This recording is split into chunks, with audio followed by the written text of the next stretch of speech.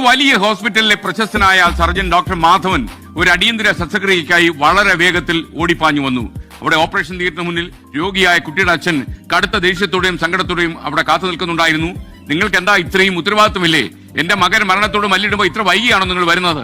അയാൾ ഡോക്ടറോട് തട്ടിക്കയറി കോപിച്ചു. ക്ഷമിക്കണം, ഞാൻ ആശുപത്രിക്ക് പുറത്തായിരുന്നു, സന്ദേശം കിട്ടി ഉടൻ ഓടിയെത്തിയതാണ് എന്ന് പറഞ്ഞ് ഡോക്ടർ അകത്തേക്ക് വേഗം കയറിപ്പോയി. മണിക്കൂറുകൾ നീണ്ടുപോയ ശസ്ത്രക്രിയ വിജയകരമായി പൂർത്തിയാക്കി ഡോക്ടർ പുറത്തേക്ക് ഇറങ്ങി. നിങ്ങളുടെ മകൻ സുരക്ഷിതനാണ് എന്ന് പറഞ്ഞ് ആശ്വസിപ്പിച്ച് ഡോക്ടർ വേഗത്തിൽ അവിടെ നിന്ന് നടന്നുപോയി. ഈ ഡോക്ടർക്ക് ഇത്ര അഹങ്കാരമോ?